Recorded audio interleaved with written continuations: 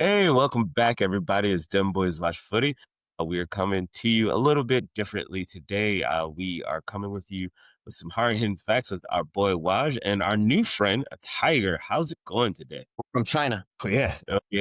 Now, Tiger is now a friend of the show. He is now a part of the group that owns Salisbury FC. Love to let you kind of start off, let the people know who you are. Media producer, movies, documentaries, series. We're launching a little podcast here ourselves. So we're going to step into your waters. Maybe I have some questions for you guys later. I love what you're doing here. Sports is a new thing for me. Obviously, as of this year, entered with some really good partners. That's kind of what drew me to sports, not so much the specific sport of football, although I did play when I was a kid, not at any professional level, guys, like after school. You know what I'm saying? Yeah, I was that or clean the chicken coop at the elementary. So I went football, and then in the middle school and then high school, I kind of got involved with other things. And then I did the whole pursuit of movies, and that's my main career, right? Still is.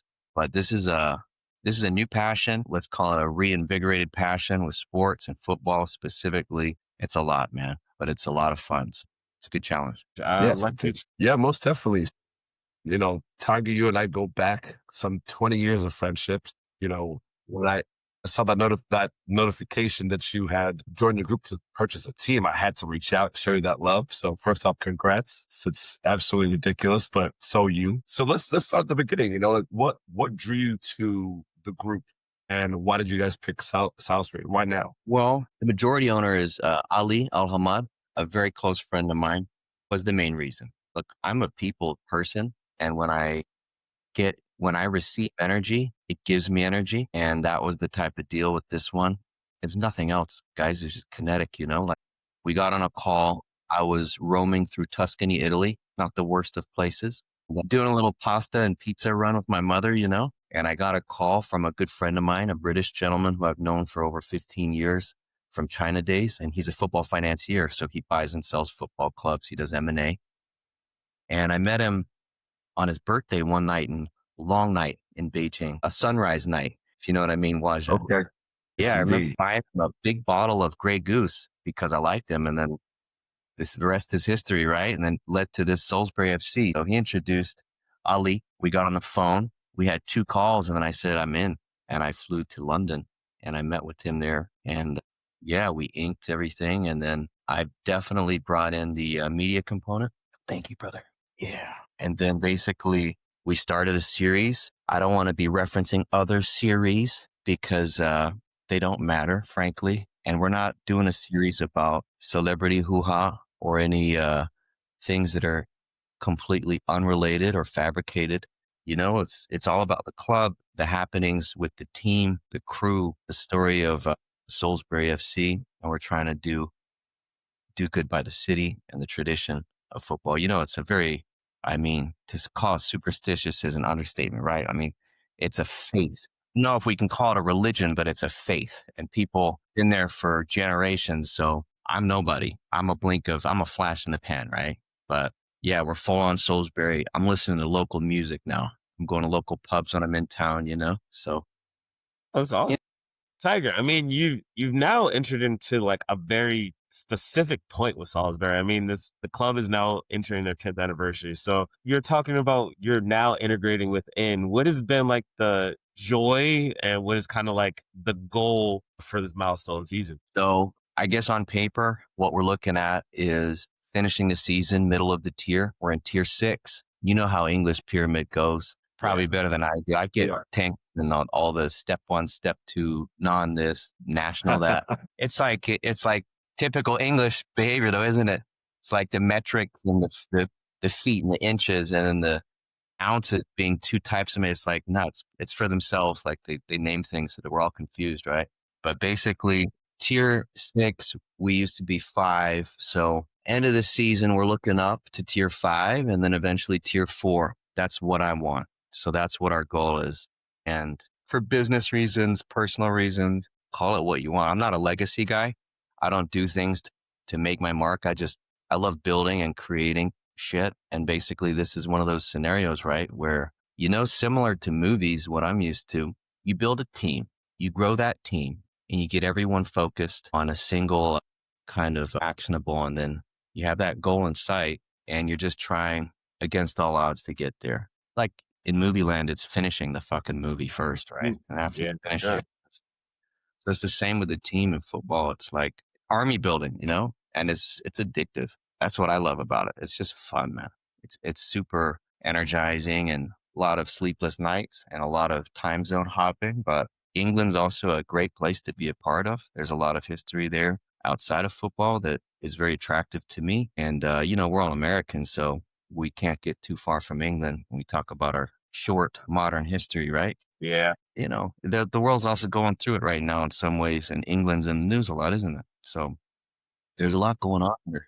And, you know, to that point, on that note, we've got the main story, I'd say, that's emerged, because I'm the type of, if I'm doing a documentary, I want to explore, see what we get with field adjustments. That's kind of how we go. We got a roadmap with field adjustments, right? It's not a scripted thing. So it evolves and you kind of roll with it. And what's kind of emerged, the story that's come to the forefront of all of this, has been a cultural kind of assimilation deal, because my partner is Kuwaiti. So he's a part of the Arab Peninsula. So there's a lot of sensitivities about that within this larger context in England that we see right now. Islamophobia. Definitely.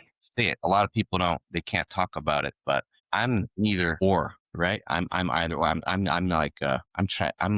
a gringo dude. I'm Chinese, white, British ancestries. I'm kind of loosely, I don't care about it. I'm not sensitive about it. I grew up in Asia with you, Waja. So when people talk about the Middle East and stuff, I'm knowledgeable because I work with people on both sides of the fence. But my partner's from Kuwait.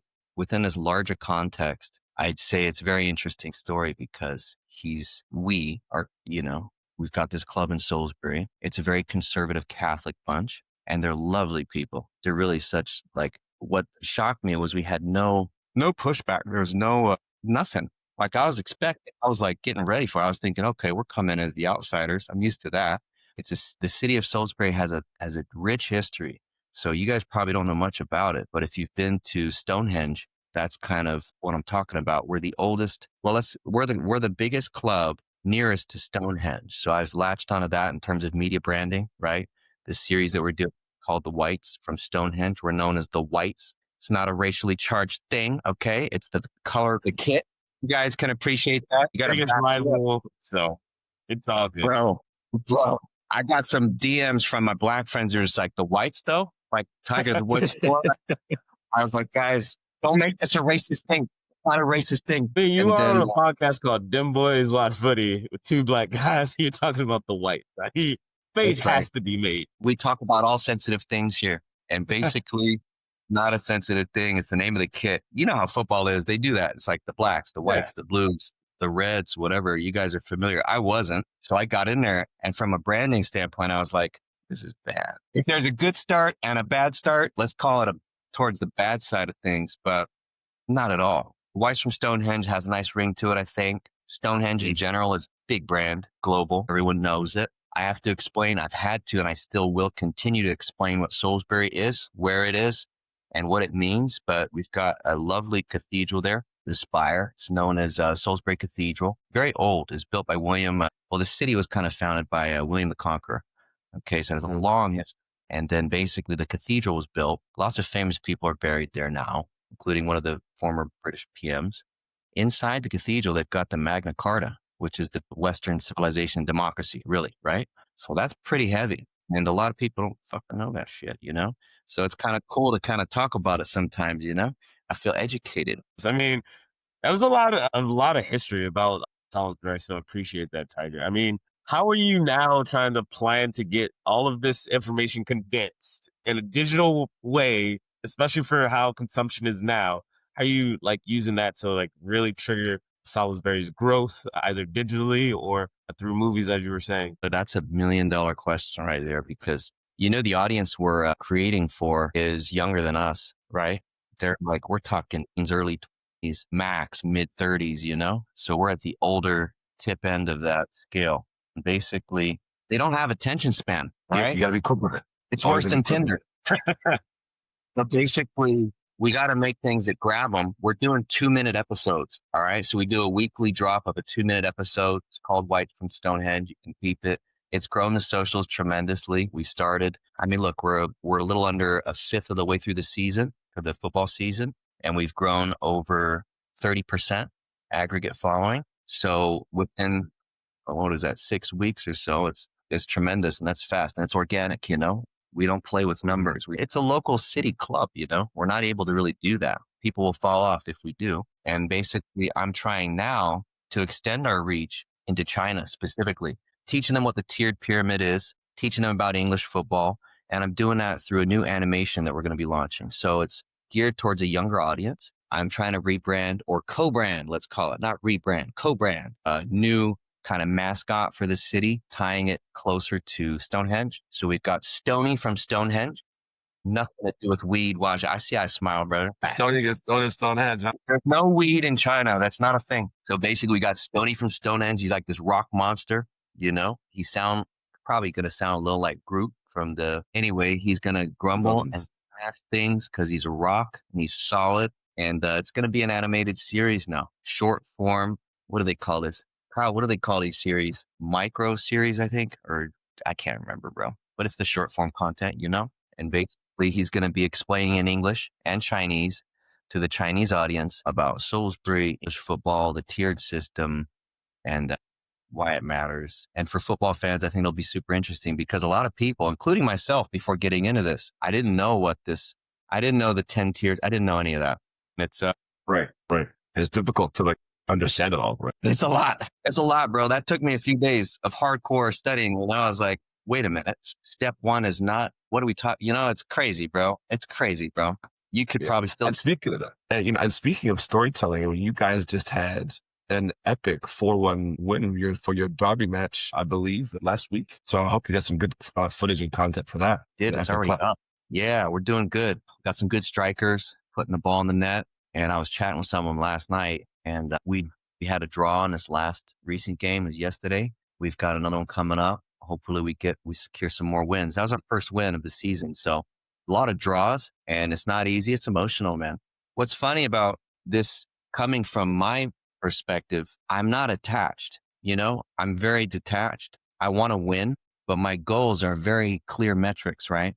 Grow the socials, get a larger audience. And it's not necessarily the winning story that sells or that gets attention, you know?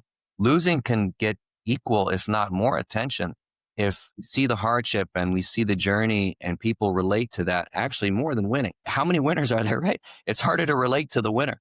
It's easier to relate to the story of the underdog. So I think we got a great chance here, and we're trying to get more story. It takes time to warm up to as well. You know, being on camera is a thing, right? You know that. Performing football, which is their actual job under pressure with additional pressure of camera, is a lot. So I get it now, but they're doing great. I mean, what type of lessons are you learning, especially like trying to grow this to a global scale with like a club that is in such a humble space? Like you're talking about, it's a real city club and it's a very like intimate natured space. So now that you're growing it into a larger scale, now expanding into China, expanding onto a global scale, like what are you really seeing? What lessons are you really drawing from this time period right now? You know what? This is kind of, for me, a really nice entry point for sports media in general and football, because tier 6, as you know, the difference between tier 6 and tier 5 is that you got full-time in tier 5. So we have part-time players and a lot of volunteer staff. And what that means is schedules are hectic. It's hard to film, let alone show up for the day of the match, right? It's kind of it's a really tricky balance. And I really, hats off to the boys and everyone on the crew and staff, because it's not easy. It's been so difficult just on that front, the financing front. And so moving into tier 5, the goal, and you don't get less busy, you get more busy. So it's always busy. It's just different types of busy. Tier 6 is going to be about schedule management, time management, and staying focused enough on the football that you can actually progress and climb. And then tier 5 becomes the entry point of professional football, where you're full-time staff, you're flying places, right? And then it's a serious thing of, all right, if we don't win, we're back down. It was so hard to get here. And then, you know, this is what we're all in it for, to be full-time. So at tier 5, then you kind of enter the game. That's how I see it. You really enter the game. And then you're on the map, and then the points really fucking matter, because it's like there's no plan B at that point. You want it to just be your full and main. And then once you go into tier 5, you're looking up to tier 4, obviously. And I think, yeah, just one tier at a time. That's kind of the goal here. But this is a great entry point because I understand the whole thing. If I'd come in at a tier 4 club, I would be so busy in the hoo-ha of the tier 4, which is about 20,000 count stadiums. It's its own economy. There's a lot more management hell associated with that than a smaller club like ours, where we see about 25 to 3,000, 2,500 to 3,000 on a big day, right?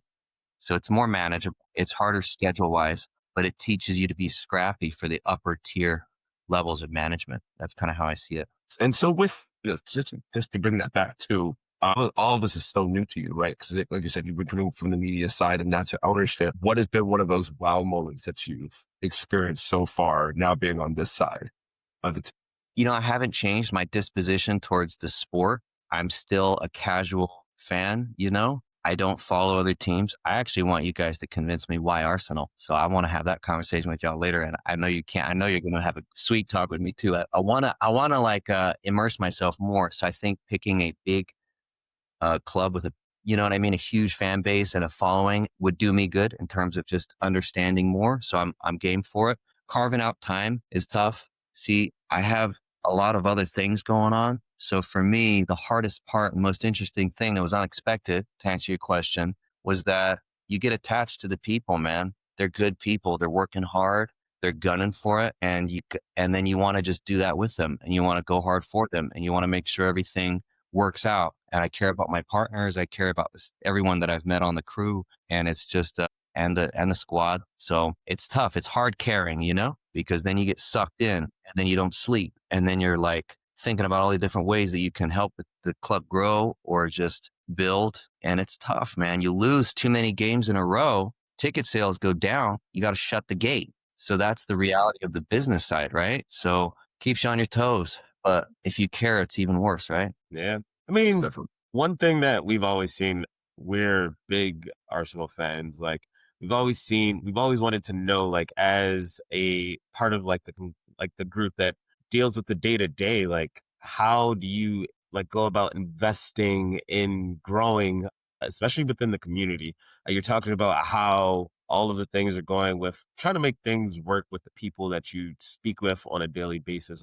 What are some of the programs that you're invested in right now to really help out the community outside of the things that you already are doing? It sounds like you're already kind of just diversifying everywhere.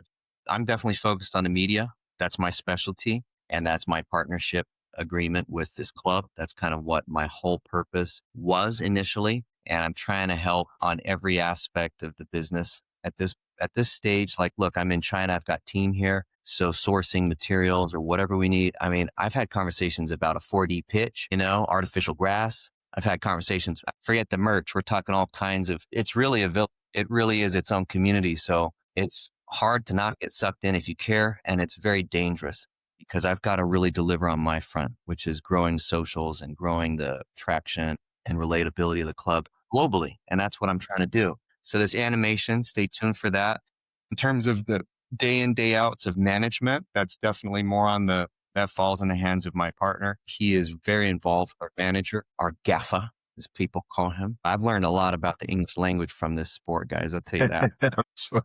Getting all the colloquialisms. Crazy. I love it though. It's fun. He's been hands-on about the youth club league, the women's team, outreach locally. Salisbury is interesting because we got a huge army base next to us. I'm trying to draw them in and think of ways we can do that. Yeah, it's tough now. Alcohol sales are a big thing at clubs. Not something that people typically think about, but logically makes sense, right? You think about how much English like to drink, and then you think about my partner who's crazy enough to donate all of those proceeds to charity because he doesn't drink, he's halal. So basically that was really, we're going to do that? Okay.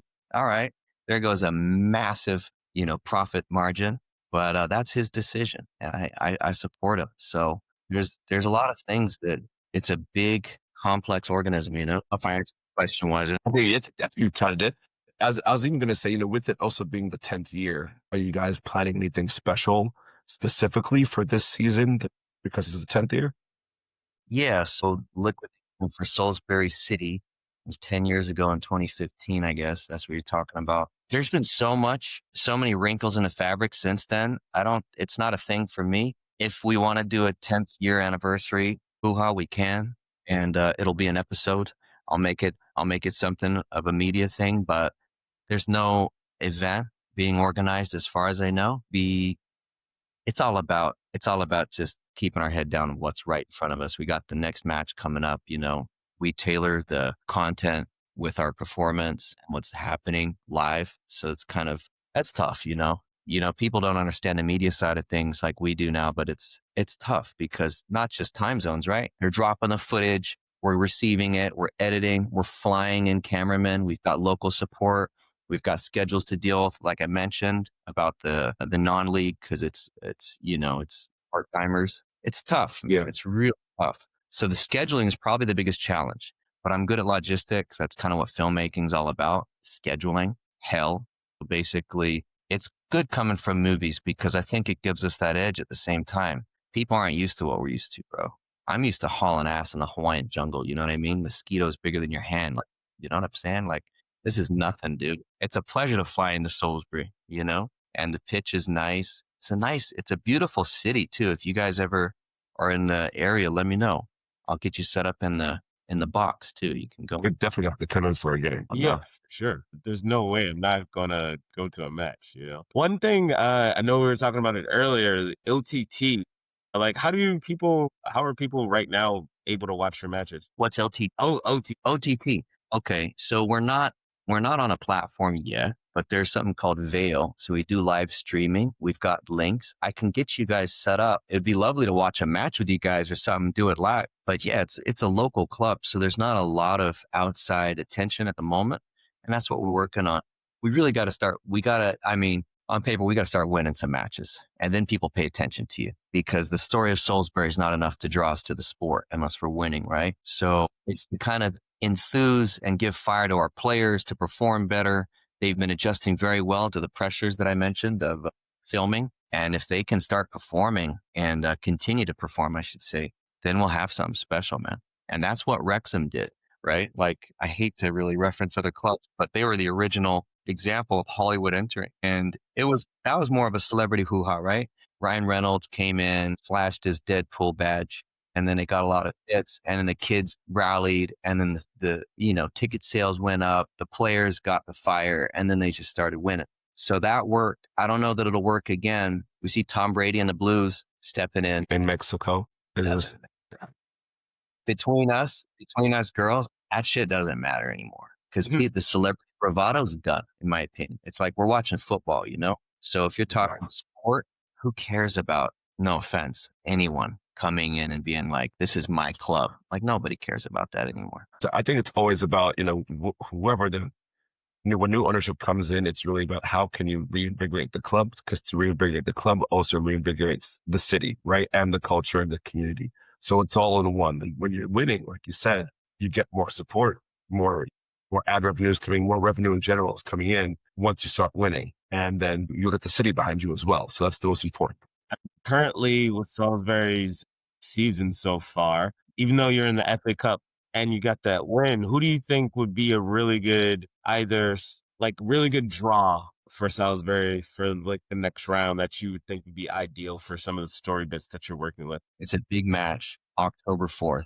So that's what we're aiming at right now. It's a big match. They have a big traveling supporter base. So it'll be a big match in terms of turnout, and we gotta bag that win. So that's kind of what we're looking for next. I'm going to throw a bunch of crew at it. So we're going to spray it down with cameras, and we're going to get the win. So looking forward to that one. What's your go-to routine for the match, for like your match days? Man, it's a big match day. We're up late over here watching. And yeah, it's funny, like superstition's a thing in this sport. You know that? Like matching socks or eating peanut butter. I've heard everything, man. So basically, I'm not a superstitious type of guy. Like I said earlier, I'm not emotionally attached to the sport. So for me, it's a little bit easier. I think people that grow up with it, with favorite clubs, it's tough. And I understand that. When I was in LA, I have the diehard LA Laker fans, friends of mine, and they'd be putting money on it. They'd be all kinds of stuff they shouldn't do, But for me,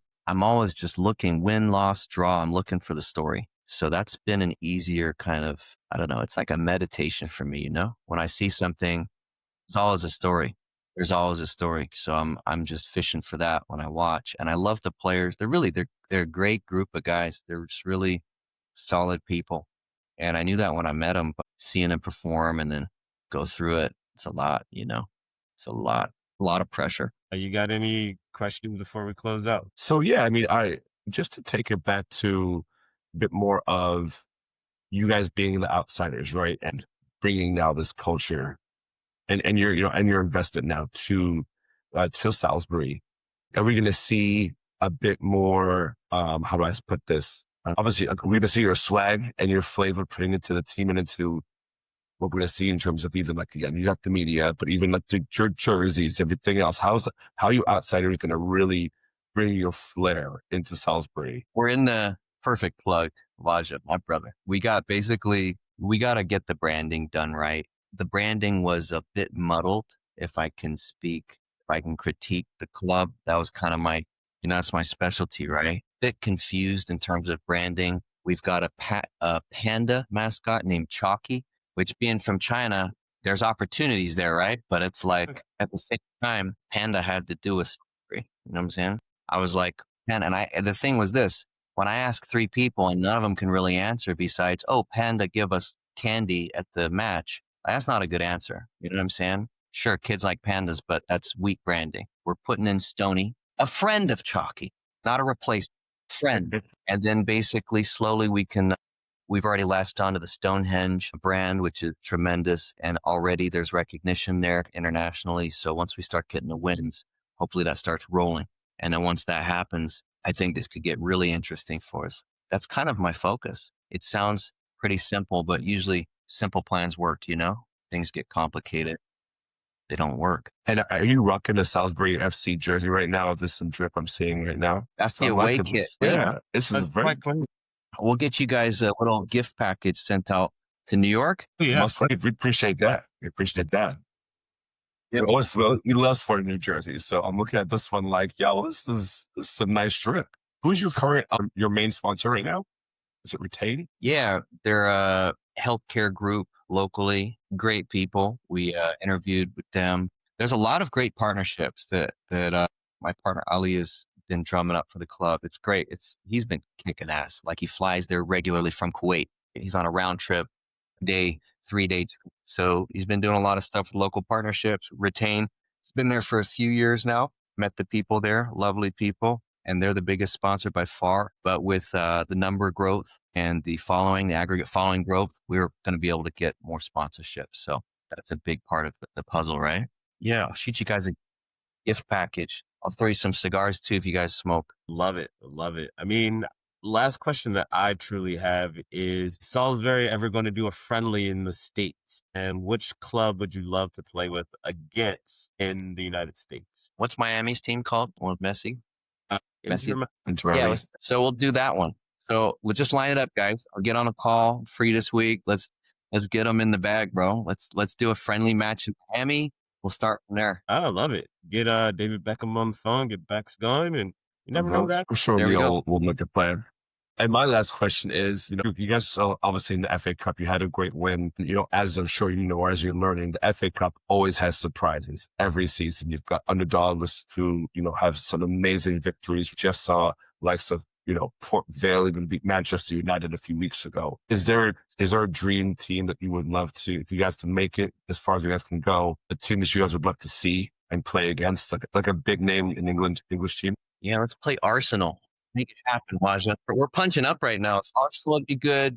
News kind of interesting. I heard Chelsea's pretty good. But no, it's just big dreams, baby. Hey, that's the only way. Yeah. What song would be playing in Wembley when you make it? Sorry? What song would be playing in Wembley when you make it? Okay. So there's a local club, a local band. I think it's from the 70s or 80s, guys. So it's cool, though. It's been used in some Tarantino movies. This band is called Dave D, Dozy, Beaky, Mick, and Tish. It's a long name. It's a long ass name with many people.